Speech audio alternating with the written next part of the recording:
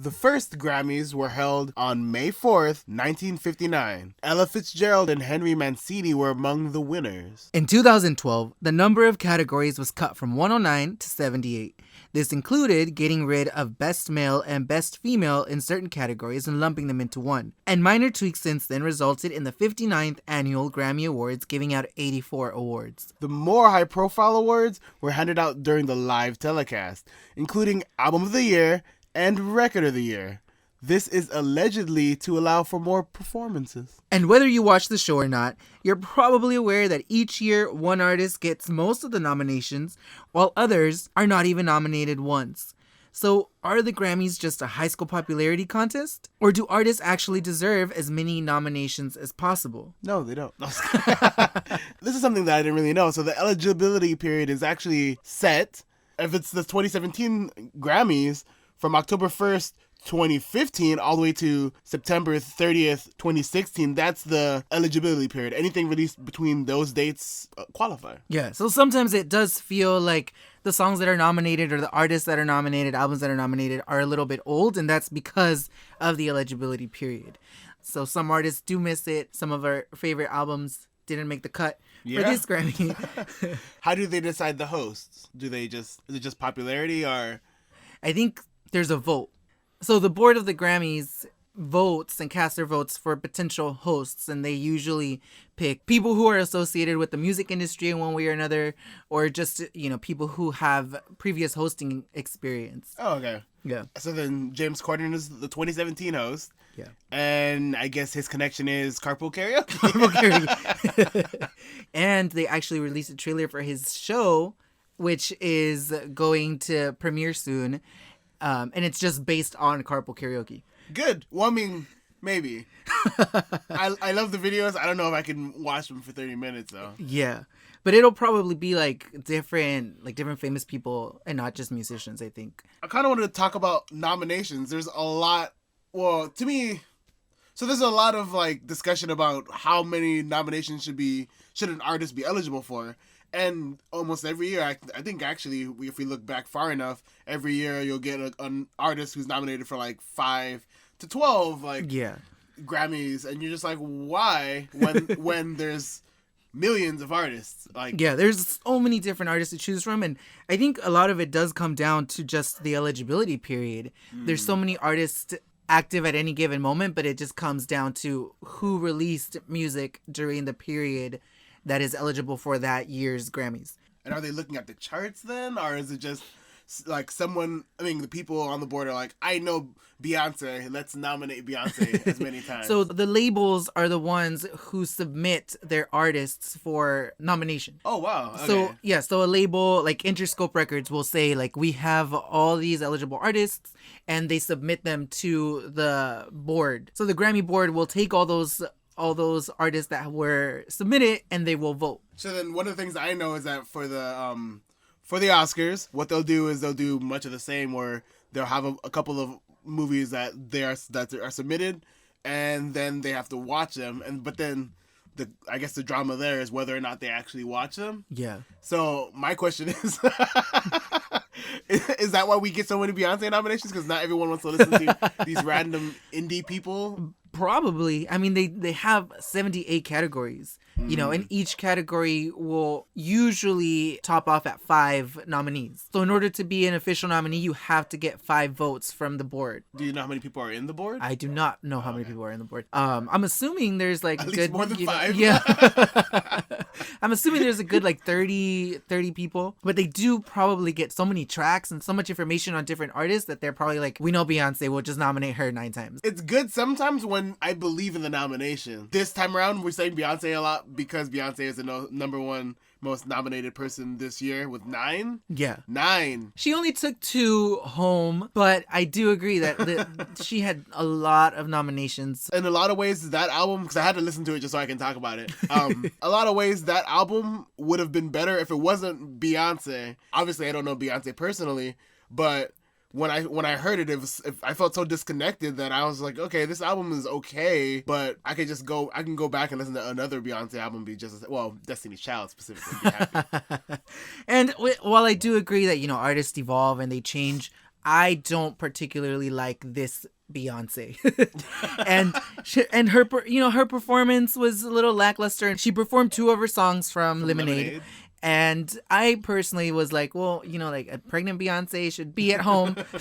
She could have easily just made another album between September 30th, 2016 and October 1st, 2017, and then be at the next year's Grammys and perform and, do her Beyonce thing, her, her dancing, her. She kind of stole the thunder. Like, this year in particular, I found myself listening to a lot of new music from people I didn't necessarily listen to before, like Beyonce, or people Ariana Grande, or people I listen to all the time, like Sia. And because of the high volume of excellent music, that's probably why I was so disappointed in the amount of Beyonce we got. I mean, Rihanna was nominated for. She was nominated in the same category as Beyonce, and she lost. She was at the she was at the Grammys with her little diamond encrusted flask. And I like Rihanna. Her anti-album wasn't my favorite, but I do think that maybe it deserved 1 Grammy at least. I liked it. That album. There's a lot to say about it. It tried a lot of things. It was really ambitious, and that's why I liked it so much, because I love, more than actual improvement, just the idea of wanting to try all these different things. And that's why that album was successful to me. Yeah. And she reminded us that she's the most hardworking, or one of the most hardworking women in the industry. She has a song about it. So if you didn't know how hard Rihanna works, you probably know that now. Okay. So the most wins goes to Adele. Adele. She won 5 awards. She won Album of the Year. She won Record of the Year, Song of the Year, Best Pop Vocal, and Best Pop Solo Performance. So this album, I can't remember his name. 23? 25. She has numbers.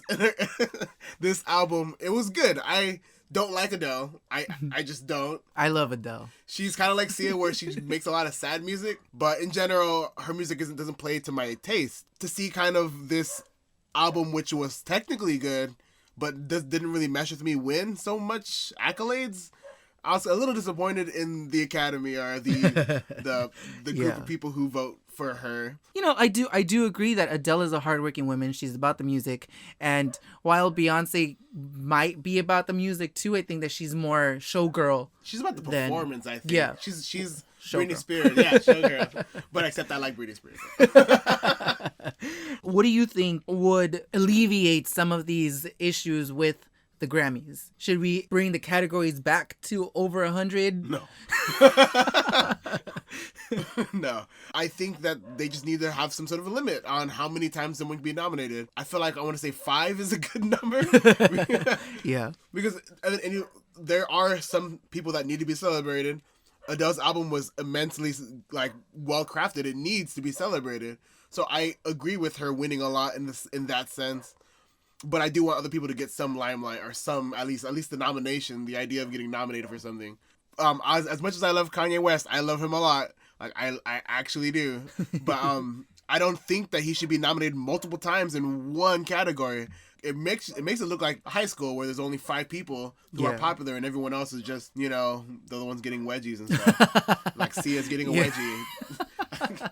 I usually watch the Grammys for the performances. Mm-hmm. And this year, Lady Gaga and Metallica performed. Lady Gaga's coming off, her really awesome performance at the Super Bowl. Very good. One of the best ever, actually. Yeah. Her performance with Metallica, I enjoyed it. There were problems with the mic at the beginning, but they did not pull a Mariah Carey and just walk off the stage. They kept performing, and it was one of the best performances. I felt like in general it kind of was a little more poppy. Like this, usually they try to do more variety, but I felt it was focused, or at least the ones that were more memorable were poppy. Yeah. maybe everyone else kind of was just forgettable. I was looking at some of the other more obscure awards. Maybe they need to be trimmed. Like why do we have Latino awards in this one if they have their own Grammys? I don't agree with cutting out stuff. I agree that we should add stuff. I think there should be maybe an expansion of certain categories, like you said, the Latin category. Yeah, there's Latin Grammys, but winning a Latin Grammy isn't as prestigious as winning a Grammy. Grammy. Yeah. So and then at the same time, what if they have an urban contemporary Grammy? I mean, that's it's a little iffy because there's so much music, like you said. There are not enough categories to acknowledge all those different types of music. Yeah.